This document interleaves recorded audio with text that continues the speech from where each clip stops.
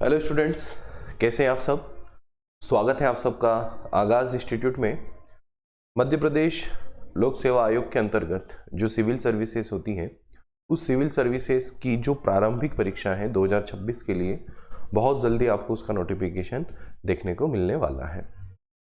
तो 2026 की प्रीलिम्स के लिए हम जो है शुरुआत कर रहे हैं प्रीलिम्स की बैच का, जिसमें आज हम पढ़ने वाले हैं यूनिट 1, है ना। यूनिट 1 से शुरुआत करेंगे। यूनिट 1 जो प्रीलिम्स का जो आपका सिलेबस है, उस सिलेबस में टोटल जो 10 यूनिट हैं, उन 10 यूनिट की जो पहली यूनिट है, उस पहली यूनिट का जो नाम है वह है भारत का इतिहास। तो आज की जो हमारी क्लास है, इस क्लास में जो हम शुरुआत करने जा रहे हैं, वह शुरुआत करने जा रहे हैं भारत के इतिहास की। मतलब कि यूनिट 1 को आज की इस क्लास से हम शुरू कर रहे हैं, ठीक है। एमपीपीएससी प्रीलिम्स 2026 के लिए ये बैच है, जिसमें हम पूरा जो सिलेबस है उसको कवर करने वाले हैं।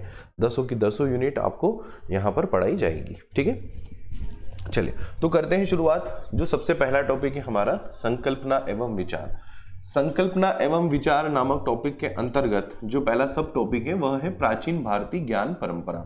तो आइए इसी टॉपिक से हम शुरुआत करते हैं। पिछले भी दो प्रीलिम्स को अगर हम देखें, 2024 की और 2025 की, तो इस टॉपिक से काफ़ी सारे प्रश्न परीक्षा में आए हैं, है ना। 3-4 प्रश्न इस टॉपिक से देखने को मिले हैं। मतलब ये बहुत महत्वपूर्ण टॉपिक बन गया है वर्तमान में एमपीपीएससी प्रीलिम्स के लिए, जहां से पीएससी जो है, आयोग जो है, हर बार प्रश्न पूछ रहा है। जब से सिलेबस चेंज हुआ है, जब से टॉपिक सिलेबस में जुड़ा है, तब से लेकर अब तक जितनी भी प्रीलिम्स हुई हैं, उन प्रीलिम्स में लगातार इस टॉपिक से काफ़ी सारे प्रश्न जो है वो पूछे गए हैं। मतलब इस बार भी चांस है कि आपसे इस टॉपिक से प्रश्न पूछे जाए। हमने 2024 के लिए भी इस टॉपिक को पढ़ा था, 2025 के लिए भी इस पूरे टॉपिक को मैंने यूट्यूब पर कंप्लीट करवाया था। अगर आप पुराने पेपर उठाकर देख लें, चाहे 2024 का पेपर देख लें या चाहे 2025 का प्रीलिम्स का पेपर देख लें, हमने जो क्लास में पढ़ा था, क्वेश्चन सारे उसी में से परीक्षा में पूछे गए थे। मतलब जितना कंटेंट मैंने आपको क्लास में पढ़ाया था, चाहे 24 के लिए पढ़ाया था, चाहे 25 के लिए पढ़ाया था, कहीं ना कहीं प्रश्न जो हैं उसी में से परीक्षक ने पूछे थे। तो आप बिल्कुल निश्चिंत रहें, जो हम इस बार 2026 के लिए भी जो पढ़ने वाले हैं, जो भी हमारा कंटेंट होगा, उसी कंटेंट में से आपको जो है प्रश्न देखने को मिलेंगे, उसी के अनुसार जो है वो प्रश्न होंगे, ठीक है। बिल्कुल आपको घबराने की ज़रूरत नहीं है कि इसका कंटेंट हम कहाँ से कलेक्ट करें या हम जो पढ़ रहे हैं वो सफिशिएंट है या नहीं। बिल्कुल सफिशिएंट है। आप पिछले 2 साल के जो पेपर हुए हैं, उन पेपर से आप क्वेश्चंस का मिलान कर सकते हैं कि जो हमारी क्लासेस थी, उन्हीं क्लासेस में से कहीं ना कहीं वो क्वेश्चंस परीक्षा में पूछे गए हैं, ठीक है। चलिए तो करते हैं शुरुआत। सबसे पहला टॉपिक हमारा प्राचीन भारतीय ज्ञान परंपरा, जिसे आज हम शुरू करने जा रहे हैं। चलिए करते हैं शुरुआत। चलिए तो सबसे पहले बात करते हैं प्राचीन भारतीय ज्ञान परंपरा से क्या तात्पर्य है ना। क्या होती है प्राचीन भारतीय ज्ञान परंपरा। तो आखिर में प्राचीन भारतीय ज्ञान परंपरा से क्या तात्पर्य है ना, ये प्रश्न भी परीक्षक पूछ सकता है कि प्राचीन भारतीय ज्ञान परंपरा से क्या अर्थ है, और वो 4 ऑप्शन दे देगा, है ना। तो कौन सा ऑप्शन सही होगा, आइए समझते हैं। तो प्राचीन भारतीय ज्ञान परंपरा से आशय उस शिक्षा प्राप्त करने की पद्धति से है। मतलब शिक्षा प्राप्त करने की उस पद्धति से है जो वैदिक काल, जैन काल तथा बौद्ध काल में थी। मतलब हमारा जो प्राचीन भारत था, उस प्राचीन भारत में मुख्यतः जो पूरा हमारा वैदिक पीरियड था, जो जैन काल था, जो बौद्ध काल था, इन कालों में भारत की जो शिक्षा पद्धति थी, उस शिक्षा पद्धति का जो संबंध है, या हम यूं कहें उस शिक्षा पद्धति को कहा गया प्राचीन भारतीय ज्ञान परंपरा। मतलब उस समय हमारी क्या परंपरा रही।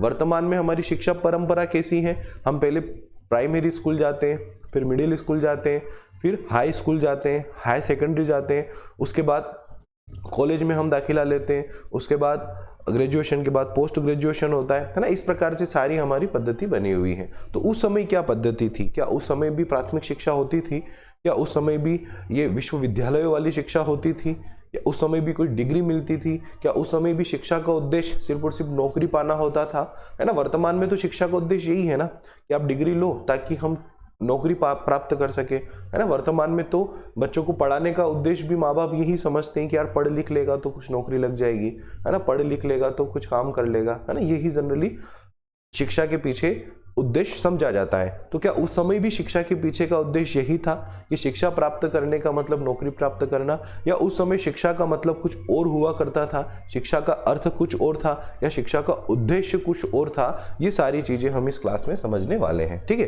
तो प्राचीन भारतीय ज्ञान परंपरा मतलब कि वैदिक काल, जैन काल और बौद्ध काल में जो ज्ञान परंपरा थी उस ज्ञान परंपरा से है, ठीक है। धीरे धीरे क्या हुआ, इस पद्धति का जो है वो लोप होता गया और पिछले 200-300 वर्षों में इस पद्धति का सबसे विकृत स्वरूप उत्पन्न हुआ, या हम यूं बोल सकते हैं कि ये पद्धति सबसे विकृत स्वरूप में जा पहुंची। मतलब हमारी जो प्राचीन भारतीय ज्ञान परंपरा थी वो प्राचीन भारतीय ज्ञान परंपरा सबसे विकृत रूप में जा पहुंची। इसका तात्पर्य यह है कि जो हमारे वैदिक काल में, जैन काल में, बौद्ध काल में जो शिक्षा पद्धति हुआ करती थी, हम उस शिक्षा पद्धति से हटकर एक नई शिक्षा पद्धति की तरफ मुड़ गए, या हमने हमारे प्राचीन सिद्धांतों को, जो हमारे शैक्षणिक सिद्धांत थे, उन शैक्षणिक सिद्धांतों को साइड करके या तो हमने कुछ पाश्चात्य शिक्षण सिद्धांत अपना लिए और उन्हीं सिद्धांतों के तहत हम आगे बढ़ते गए। हमारी जो पूरी पद्धति थी, शिक्षा पद्धति, हम उस पूरी पद्धति को भूल बैठे, या वो पद्धति पूरी विकृत गिरी हुई अवस्था में जा पहुंची। तो इसलिए सरकार को यह महसूस हुआ, है ना, इसलिए हमारे शिक्षा मंत्रालय को ये महसूस हुआ कि हमारी जो प्राचीन भारतीय ज्ञान परंपरा रही, उस प्राचीन भारतीय ज्ञान परंपरा को पुनर्जीवित करना होगा। स्टूडेंट्स को, विद्यार्थियों को उस शिक्षा पद्धति का बोध करवाना होगा, उस शिक्षा पद्धति के बारे में बताना होगा। कहीं ऐसा ना हो कि ये जो शिक्षा पद्धति है ये भी एक ऐसी हो जाए कि जैसे आगे आने वाले 100-200 सालों बाद जब कहा जाए ना कि पहले गुरुकुल में पढ़ाई होती थी, या पहले जो है इस प्रकार से पढ़ाई की जाती थी कि शिक्षा नौकरी के लिए नहीं, शिक्षा सिर्फ और सिर्फ अपने व्यक्तित्व विकास के लिए की जाती थी, तो बच्चे उसको हंसी या मजाक समझे कि यार ऐसा भी कुछ हुआ होता था क्या, है ना। ऐसा तो संभव नहीं है, क्योंकि शिक्षा का तो उद्देश्य नौकरी लगाना है, या शिक्षा का तो उद्देश्य पैसा कमाना है, ठीक है। तो इस प्राचीन भारतीय ज्ञान परंपरा को जीवित रखना बहुत जरूरी है, क्योंकि ये हमारा एक प्रकार की ऐतिहासिक धरोहर ही है ना। ये जो प्राचीन भारतीय ज्ञान परंपरा है ये हमारी एक प्रकार की ऐतिहासिक धरोहर ही है। तो इसीलिए सरकार ने क्या किया, इस प्राचीन भारतीय ज्ञान परंपरा को पुनर्जीवित करने के उद्देश्य से, या विद्यार्थियों को इसके बारे में जानकारी देने के उद्देश्य से सिलेबस में भी इसको जोड़ा। और क्या उद्देश्य रहा, क्या परिवर्तन हुए, वो भी थोड़ा हम देख लेते हैं। तो देखो, भारतीय ज्ञान परंपरा के संरक्षण हेतु सरकार ने भी कुछ उपाय किए। क्या उपाय किए? तो भारत सरकार का जो शिक्षा मंत्रालय है, उस शिक्षा मंत्रालय ने साल 2020 में भारतीय ज्ञान प्रणाली को या भारतीय ज्ञान परंपरा से संबंधित एक विभाग की स्थापना की। यह विभाग नई दिल्ली में स्थित है, मतलब इस विभाग का जो मुख्यालय है वो नई दिल्ली में है। मतलब 2020 में सरकार ने क्या किया, शिक्षा मंत्रालय ने क्या किया, भारतीय ज्ञान परंपरा से रिलेटेड, है ना, प्राचीन भारतीय ज्ञान परंपरा से रिलेटेड एक विभाग की स्थापना की और उस विभाग का मुख्यालय बनाया दिल्ली में। मतलब आप समझ सकते हो सरकार इसके कंजर्वेशन के लिए, मतलब संरक्षण के लिए कितने जरूरी उपाय करने में लग गई, है ना। 2020 में सरकार ने एक मुख्यालय ही स्थापित किया भारतीय ज्ञान परंपरा के संरक्षण हेतु। और जो राष्ट्रीय शिक्षा नीति थी 2020, है ना, जो नई एजुकेशन पॉलिसी आई थी 2020 में, तो उस 2020 में भारतीय ज्ञान परंपरा को शिक्षा के सभी स्तरों के पाठ्यक्रम में शामिल करने पर जोर दिया गया कि भाई शिक्षा के जितने भी स्तर हैं, चाहे वह प्राथमिक स्तर हो, चाहे वह माध्यमिक स्तर हो, चाहे वह हाई स्कूल हाई सेकेंडरी हो, चाहे वह कॉलेज वाला स्तर हो, शिक्षा के हर स्तर पर कुछ ना कुछ बच्चों को प्राचीन भारतीय ज्ञान परंपरा से रिलेटेड बातें बताई जाए, प्राचीन भारतीय ज्ञान परंपरा का कुछ सिलेबस रहे। तो आप देखेंगे 2020 की पॉलिसी के बाद आज वर्तमान जो प्राथमिक, माध्यमिक, हाई स्कूल, हाई सेकेंडरी, इन सब की जो सिलेबस हैं उनमें प्राचीन भारतीय ज्ञान परंपरा से रिलेटेड चीजें आपको देखने को मिलेगी। और हमारी पीएससी ने भी इस पॉलिसी के जारी होने के पश्चात ही सिलेबस में बदलाव किए और उन बदलाव के तहत उसने प्राचीन भारतीय ज्ञान परंपरा को भी अपने सिलेबस में जोड़ा, क्योंकि सरकार ने इस पर जोर दिया कि भाई पाठ्यक्रम में जो है प्राचीन भारतीय ज्ञान परंपरा कि जो शिक्षा है उस शिक्षा को शामिल किया जाए। ठीक है, कल से आप एक अधिकारी बनने हैं, है ना, डिप्टी कलेक्टर बनते हैं, एसडीएम बनते हैं, स्कूलों के आपको निरीक्षण करने होंगे, है ना, बहुत सारी चीज़ें आपके अंडर में होगी। तो प्राचीन भारतीय जो पद्धति थी ज्ञान परंपरा की, अगर मान लीजिए उस ज्ञान परंपरा से आप ही अवेयर नहीं हैं, तो आप कैसे स्कूल में जाकर बच्चों को अवेयर करेंगे, या कैसे आप स्कूल में जाकर बच्चों को बताएंगे कि भाई हमारी प्राचीन भारतीय ज्ञान परंपरा क्या होती थी। तो सबसे पहले अगर हम स्कूलों की बात करें तो स्कूलों में तो हम बच्चों को अवेयर कर ही रहे हैं, लेकिन जो अधिकारी इन सब का निरीक्षण करेगा उसको भी तो इन सारी चीज़ों से अवेयर रहना ही पड़ेगा ना। तो इसलिए कहीं ना कहीं हमारे सिलेबस में भी आयोग ने इसी उद्देश्य से इसको जोड़ा कि हम जो अधिकारी बनाए वो अधिकारी भी ऐसे रहें जिनको प्राचीन भारतीय ज्ञान परंपरा का पर्याप्त जो है वो ज्ञान हो। और आपने देखा भी होगा पिछले 2 सालों से जो 24 और 25 की जो प्री हुई है, उस प्री में प्राचीन भारतीय ज्ञान परंपरा से, मतलब टॉपिक एक छोटा सा है प्राचीन भारतीय ज्ञान परंपरा, लेकिन प्रश्न की संख्या सबसे ज्यादा यहाँ से रही। क्यों? क्योंकि वो जोर दे रहा है इस टॉपिक पर कि आप इस टॉपिक को जितना ज्यादा हो सके उतना ज्यादा पढ़ो, क्योंकि जितने ज्यादा प्रश्न होंगे बच्चा उतना ज्यादा उसको अगले साल पढ़ेगा, है ना। अगर मान लो 24 में एक ही प्रश्न होता है यहाँ से, तो बच्चे क्या सोचते हैं यार एक ही प्रश्न होता आता है।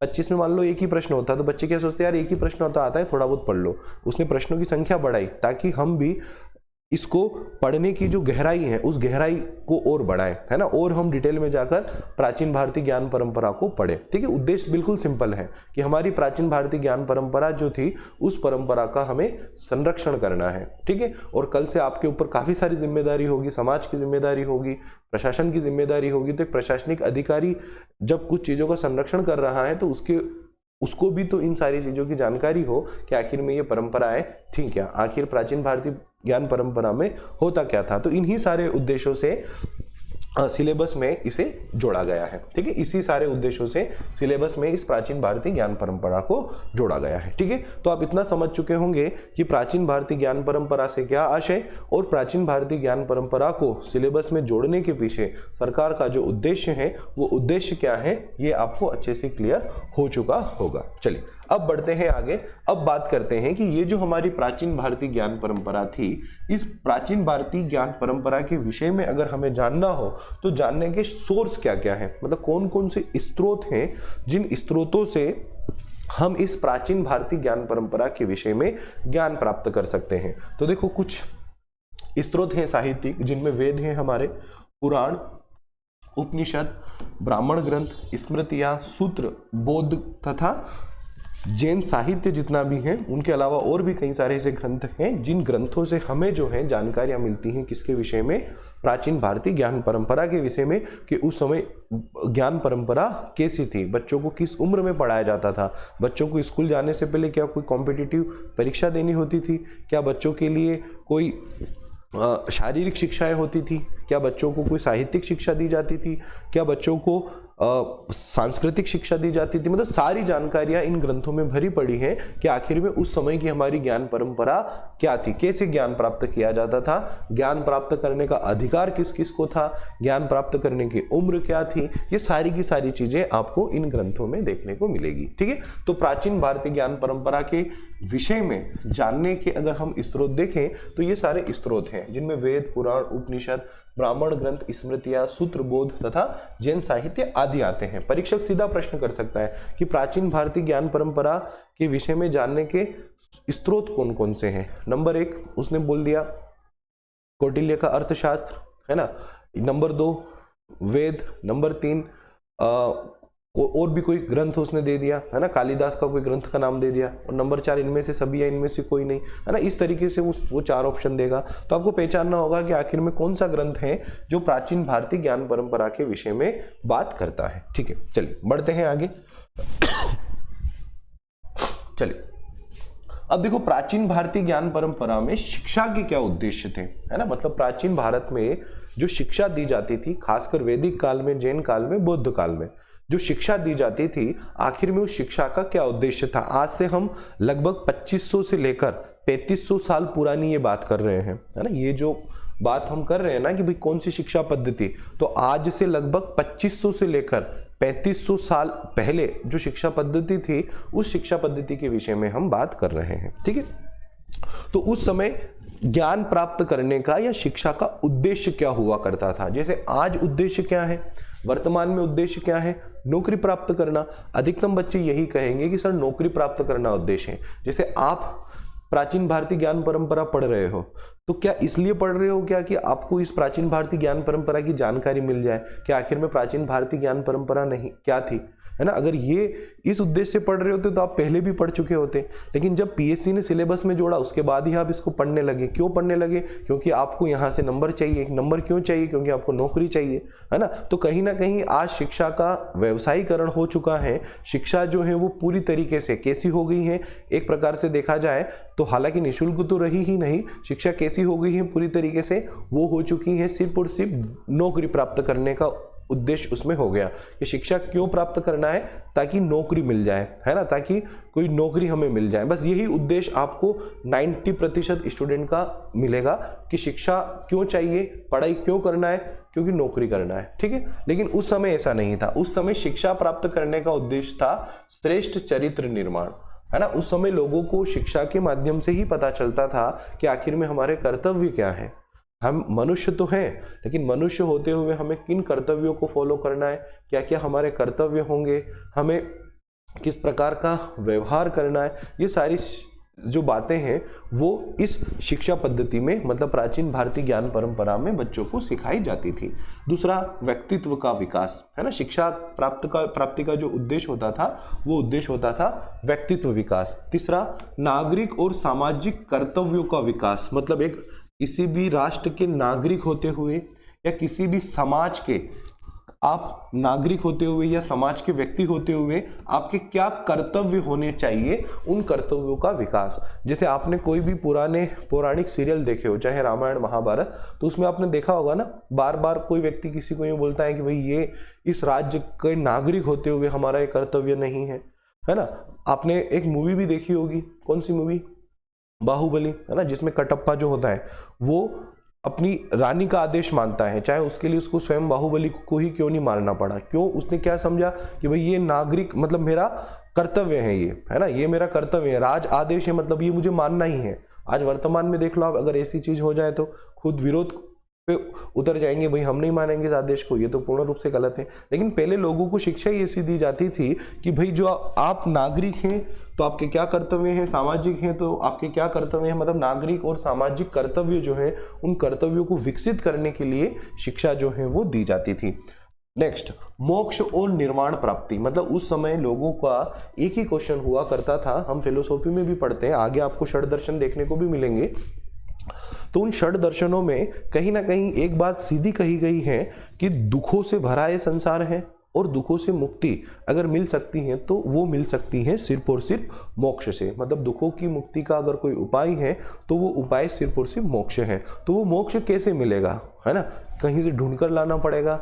मोक्ष की प्राप्ति कैसे होगी, तो मोक्ष की प्राप्ति कैसे होगी वो शिक्षा दी जाती थी प्राचीन भारतीय ज्ञान परंपरा में कि भाई हमें क्या करना है, मोक्ष हमें कहाँ मिलेगा, जो हम देख रहे हैं वो सही है या गलत है, जो संसार हम इन आंखों से देख रहे हैं क्या संसार सत्य है या नहीं है, है ना। ये सारी चीजें प्राचीन भारतीय ज्ञान परंपरा में बच्चों को बताई जाती थी कि आखिर में सत्य क्या है, मोक्ष कैसे प्राप्त होगा, हमारा जीवन कैसा हो, हमारे कर्तव्य कैसे हो, हमें कैसे जीवन जीना है, हम किस प्रकार से एक श्रेष्ठ व्यक्तित्व अपने आप का निर्माण कर सकते हैं, हमारे सामाजिक और नागरिक कर्तव्य क्या होंगे। ये सारी चीजें जो हैं प्राचीन भारतीय ज्ञान परंपरा में बच्चों को पढ़ाई जाती थी।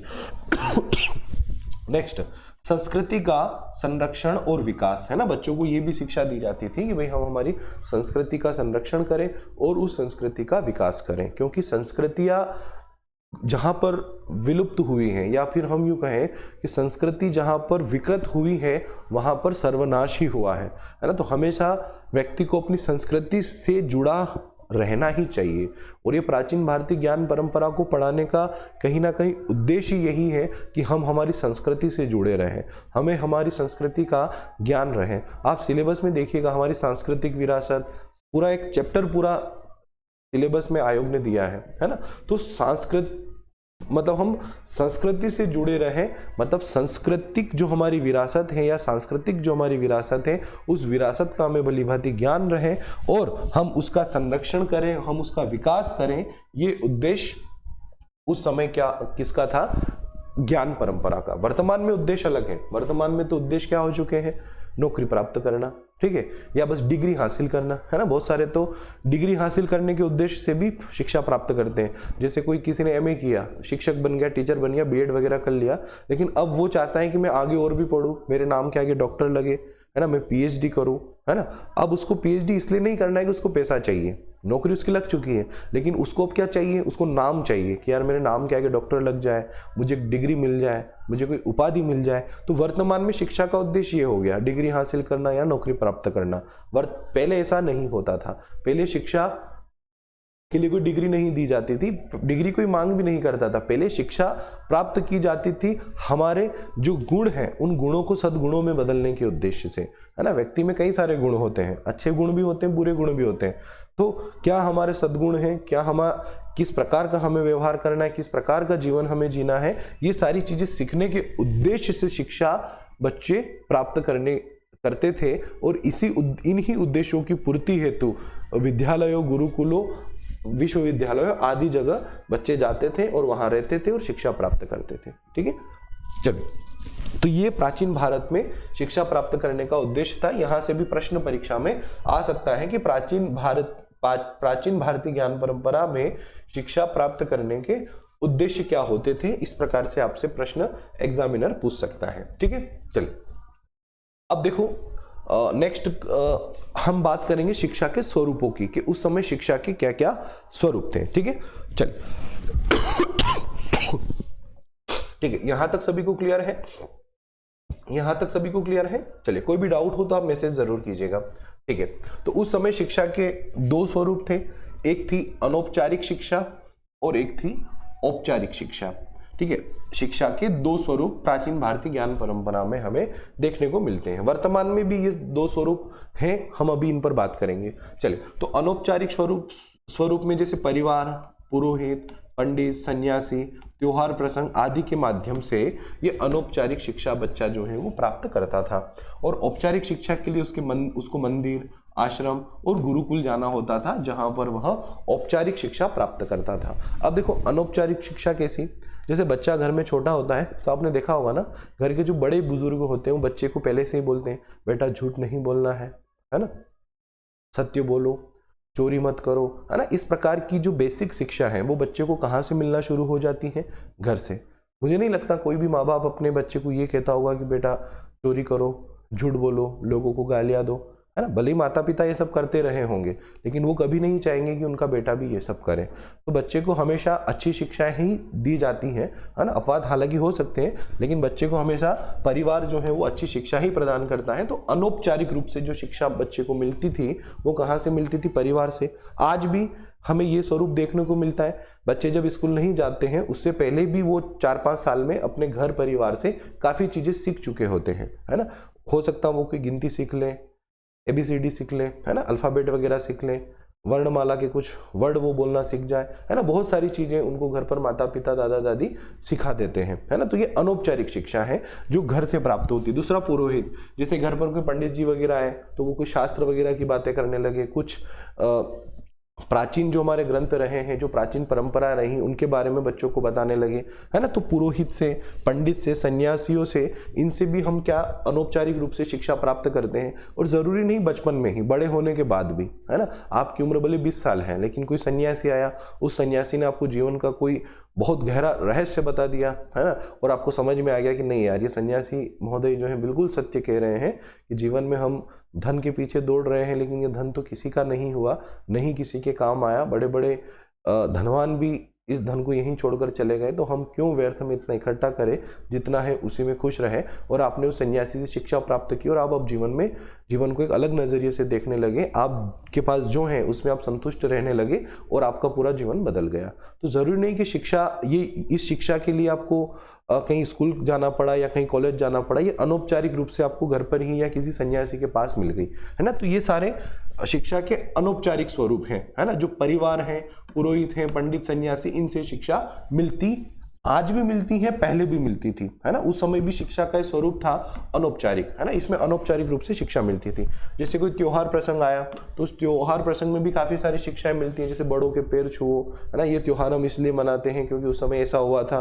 तो इस प्रकार से बहुत सारी शिक्षाएं जो अनौपचारिक रूप से इन अवसरों पर जो है हमें प्राप्त होती हैं। अब औपचारिक शिक्षा, औपचारिक से तात्पर्य ये है कि जैसे गणित की शिक्षा हो गई, है ना, ज्योतिष की शिक्षा हो गई, तो इस प्रकार की जो शिक्षाएं होती थी, है ना, तो उसके लिए कहाँ जाना पड़ता था, मंदिर, आश्रम, गुरुकुल, इन सब में, और यहाँ से प्राप्त होती थी ये औपचारिक शिक्षा। वर्तमान में भी हम औपचारिक शिक्षा को प्राप्त करने के लिए कहाँ जाते हैं, स्कूल, कॉलेज, है ना, इन सारी जगह।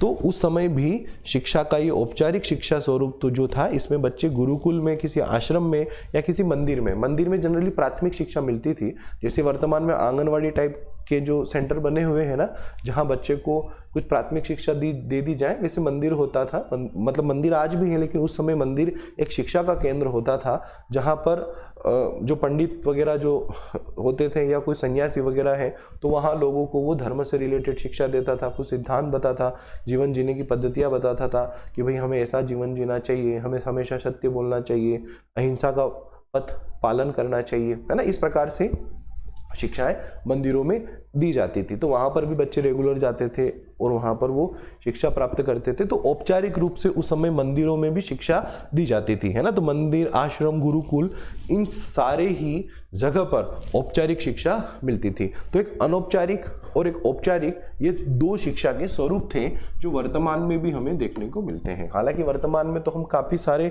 स्वरूपों में इनको डिवाइड कर सकते हैं, लेकिन उस समय की यदि हम बात करें तो शिक्षा के ये दो स्वरूप थे, एक औपचारिक शिक्षा और एक अनौपचारिक शिक्षा। ठीक है, यहाँ तक क्लियर। चलिए, तो अब हम आगे बात करेंगे इन सब के बारे में डिटेल में कि आखिर में शिक्षा के लिए बच्चा जो गुरुकुल जाता था वो किस उम्र में जाता था, किस उम्र में उसको कौन सी डिग्री मिलती थी, या डिग्री नहीं मिलती थी तो क्या उपाधि मिलती थी, वो गुरुकुल में जाकर किसकी शिक्षा प्राप्त करता था, क्या वेद पढ़ता था, पुराण पढ़ता था, क्या पढ़ता था, ये सारी चीज़ें हम नेक्स्ट क्लास में कंप्लीट करेंगे। मैं आज की क्लास को यहीं एंड करूँगा।